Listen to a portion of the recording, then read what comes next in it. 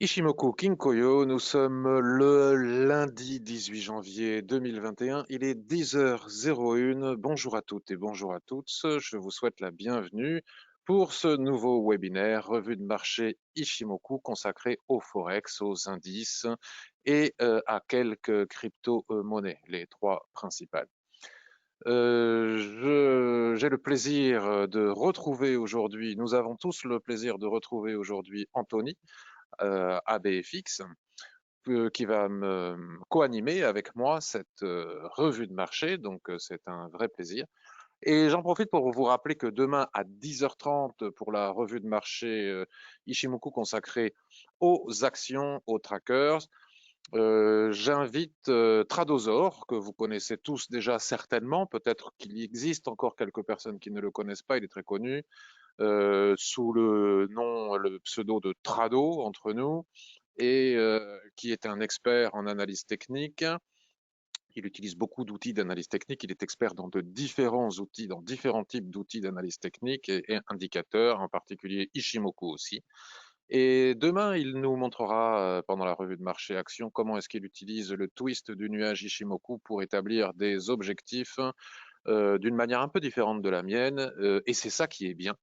Et nous ferons aussi des analyses à quatre mains, j'ai envie de dire, puisque comme il est aussi un grand expert en chartisme, vous pourrez nous poser des questions en direct sur les analyses de votre choix, les actions de votre choix, et nous répondrons à tour de rôle. Il répondra, lui, d'un point de vue chartiste, et je répondrai derrière d'un point de vue Ishimoku, puis l'action suivante, on fera le contraire. Je répondrai d'un point de vue Ishimoku, il répondra d'un point de vue chartiste. Ça devrait être assez sympa.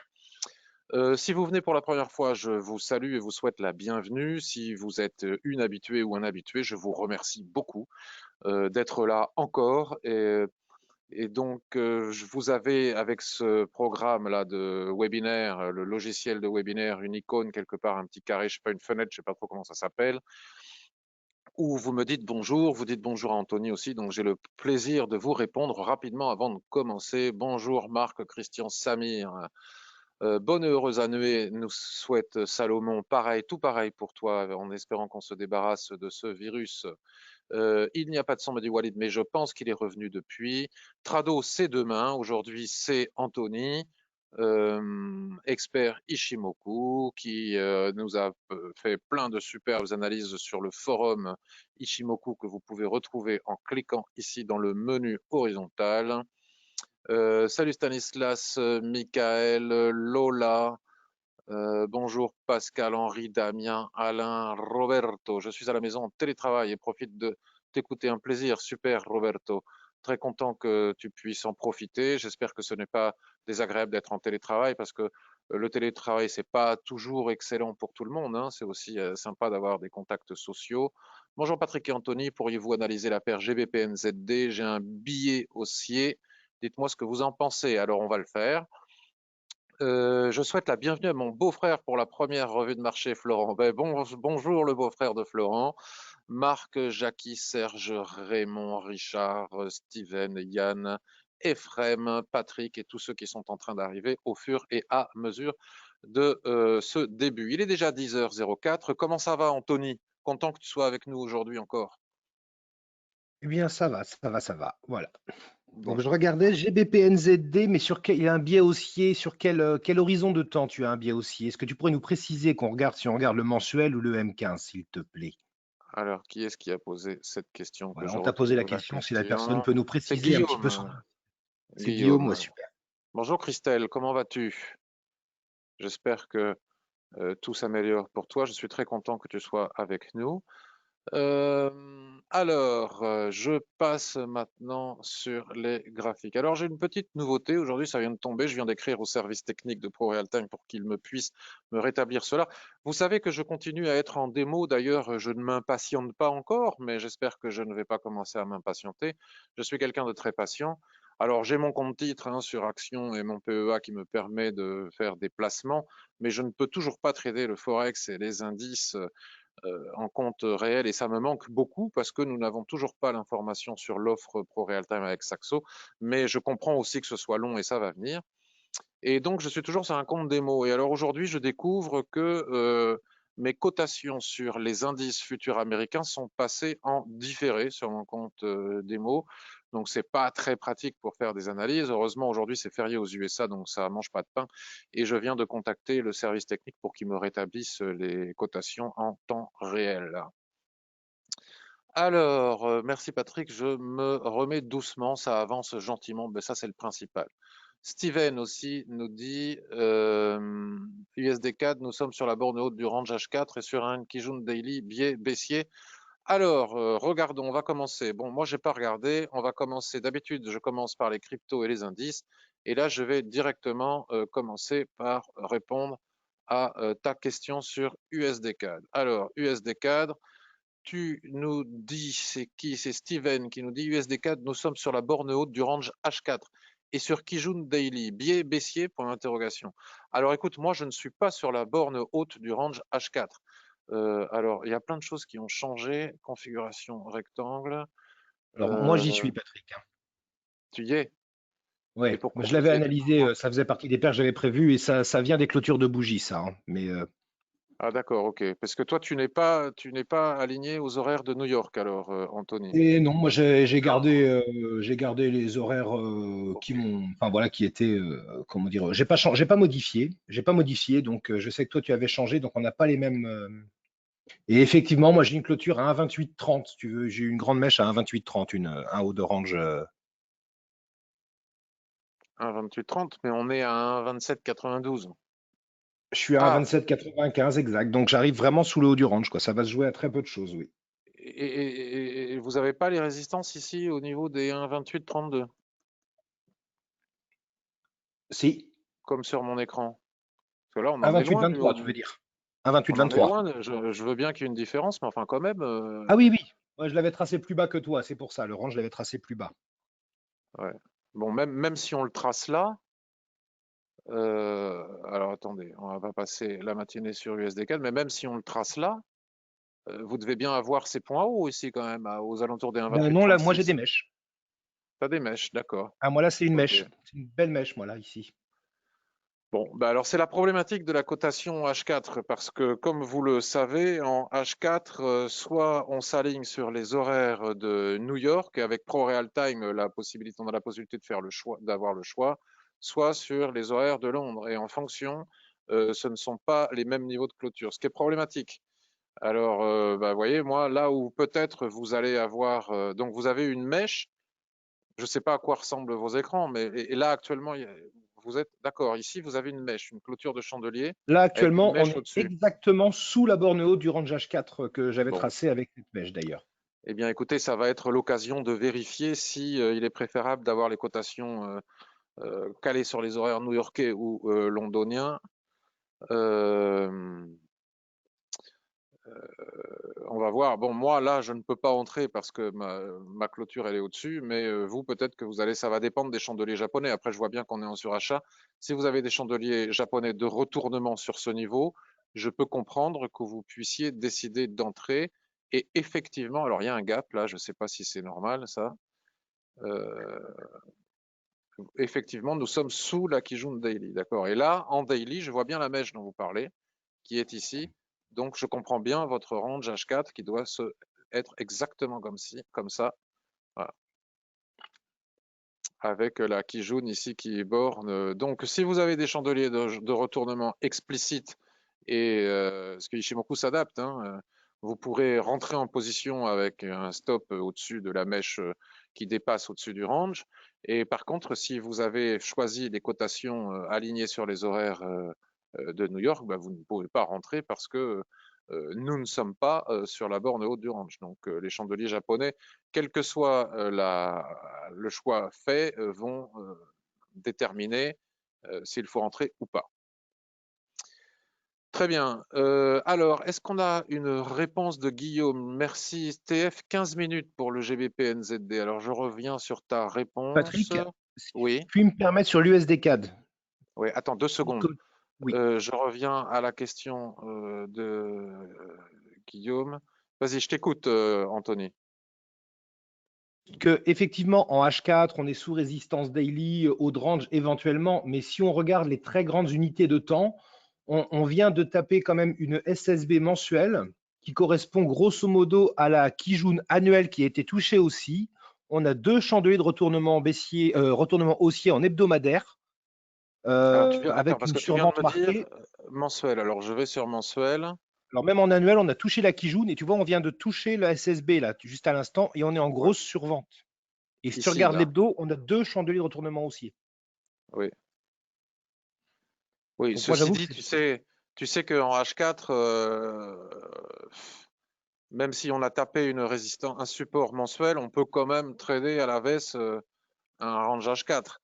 ouais, Euh, moi, toi, ça faisait partie après, des paires que j'avais travaillé ce matin, c'est pour ça. hmm, mais après, effectivement, tu as tout à fait raison parce que si on bascule, eh bien, écoute, je te laisserai faire l'analyse globale après sur USD Si CAD. tu vois, c'est parce que tu étais dessus que je me suis permis d'intervenir. D'accord. Ok, je vois la SSB ici. Après, il y a un support un peu plus bas encore. Et si on passe en hebdomadaire, je vois aussi les doubles chandeliers de retournement dans une configuration baissière de fond, mais effectivement sur support. Néanmoins, si on a le signal explicite sur le range H4, l'un n'empêche pas l'autre, hein. C'est toujours la problématique de ce genre de configuration. Mais je te laisserai prendre la main pour nous faire une analyse sur l'USD4. Alors, Guillaume, bonjour Patrick et Anthony. Pourriez-vous analyser la paire GBP? J'ai un biais haussier, dites-moi ce que vous en pensez. Haussier, et donc après tu nous précises. Euh, Merci sur un TF, 15 minutes pour GBP NZD.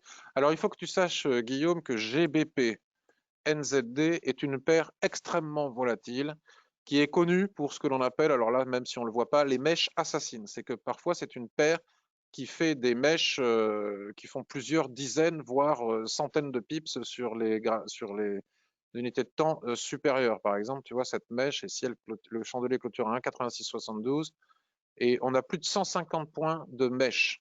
Donc, trader le GBP USD, GBP NZD en 15 minutes quand on sait que la volatilité est très forte sur cette paire et que les mèches sont des mèches assassines, complique considérablement la tâche pour placer les stops. C'est-à-dire que si on ne place pas un stop très important, on peut être exécuté euh, avant que le trade finalement ne reparte dans notre sens. C'est exactement ce que l'on est en train de voir ici en ce moment.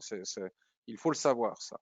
Alors, GBP-NZD, tu as un biais haussier. Néanmoins, GBP-NZD, même si nous n'avons pas de twist du nuage, nous pourrions envisager des dérives latérales comme ça ou comme ça.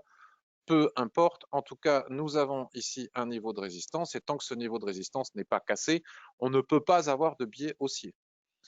Si je bascule sur un graphique horaire, non plus. Je suis bien sur une tendance haussière dans le sens où mon nuage est orienté à la hausse, bien qu'il y ait eu des twists qui nous montrent ici une dérive latérale qui est bornée par la résistance que je viens de tracer. Si tout a changé, c'est bizarre depuis que je suis en... Ça serait bien que ça se... Voilà. Qui est borné par cette résistance. Tant que cette résistance n'est pas franchie, le biais haussier n'y est pas.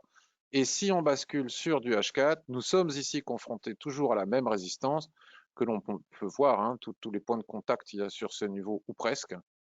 Et juste au-dessus, nous avons une autre petite résistance ici avec les mèches. Nous avons un cluster de résistance. Il convient donc d'attendre à minima pour confirmer ton biais haussier que les prix cassent les 1,90-84. Alors, quand on sait qu'en plus les chiffres ronds sont eux aussi des niveaux de résistance, je dirais même plus qu'il faut à minima casser les 1,91 pour pouvoir aller chercher la résistance des 1,91-31 juste au-dessus. Tant qu'on ne casse pas toutes ces résistances qu'il y a au-dessus des prix, il est difficile de donner suite au biais haussier dont tu nous parles. Ce n'est que mon analyse, bien sûr, et ça n'engage que moi. J'étais sur une trendline haussière. OK. Mais les trendlines n'empêchent pas de voir les trendlines. Souvent, les tendances, Guillaume, s'arrêtent là où commencent les bornes de range. Donc, même si tu te places en H1, on va revenir sur le 15 minutes puisque tu nous as parlé de 15 minutes et effectivement, on va bien voir ici ta tendance. Il faut ne jamais oublier, je vois ta trendline haussière avec les prix qui reviennent chercher le bas de la trendline haussière de ce canal haussier. Il faut savoir, Guillaume, que très souvent, les tendances s'arrêtent là où commencent les bornes de range. Comme tu peux le voir ici, ici on a une tendance baissière, on arrive sur la borne basse du range, on repart à la hausse, et ici rien n'indique qu'on ne va pas repartir faire une nouvelle rotation dans le range. Donc il faut attendre que ça casse pour pouvoir confirmer un éventuel biais haussier sur la borne basse du canal haussier. C'est super parce qu'on a plein de questions en direct. Donc, si tu le veux bien, Anthony, je te passe la main Oui. avec Jean qui voit un range H4 sur le AUD USD. Alors, je vais te donner la Oui. souris. Alors, donner le contrôle du clavier et de la souris à Anthony. Alors, est-ce que c'est fait? Non. Alors là, maintenant, ça devrait le faire. Voilà, c'est Ça a fait. l'air d'être mieux. Alors, AUD USD, Jean voit un range Un range H4. H4, je l'ai également. Ok. Alors, Effet. je vais pas à tous Hop les coups, là. je vais pas la voir. On va aller en H4. Alors, on va voir comment ça va donner de ton côté. Si Pardon. on le retrouve, ça lag beaucoup. Et effectivement, on a, hop Ah, là, tu peux le range nettoyer. H4. Pardon? Ah ouais, non, je disais que tu pouvais nettoyer, mais là, par contre, je veux bien qu'on garde la flèche, là. Je sais pourquoi je l'ai Oui, faite. oui, oui, non, mais elle est parfaite. C'est exactement ça. Effectivement, on arrive. Alors, sur mon graphique, donc j'imagine sur celui de Jean, là, on travaille vraiment le bas du range H4, hein. Là, je suis totalement d'accord avec lui. Toutefois, est-ce que ce serait, j'ai envie de dire, est-ce qu'on aurait envie d'acheter en cas de signal de retournement? Si on regarde les autres unités de temps, on a une Kijun Daily, voilà, c'était ton plat Kijun, mais qui est remonté depuis, qui est juste en dessous. On a quand même des gros signaux, même si on est en tendance acheteuse, hein, de repli. Donc, pour moi, acheter avant le contact avec cette Kijun Daily serait extrêmement prématuré. Et je dirais même que si on regarde l'hebdo, l'hebdo ne me donne pas envie d'acheter, même s'il est très acheteur. On a eu deux quand même chandeliers de retournement aussi. On est en extrême surachat. Donc, moi, je verrais bien un repli à minima sur Tenkan. Mais je préférerais voilà, et voir sur Kijun. Mais c'est vrai que pour le moment, moi, ce genre de chandelier ne me donne pas spécialement envie d'acheter. Je le dis honnêtement. Même si le H4, il peut y avoir une configuration, mais de toute manière, pour le moment, il n'y a pas grand-chose à faire selon moi parce que le surachat, les chandeliers m'indiquent attention quand même, prudence pour un achat. Vendre alors qu'on est, je dirais, au contact quasiment de la Kijun Daily, pas vraiment. Pour moi, je dirais qu'il n'y a pas assez d'informations concordantes qui me diraient on peut y aller avec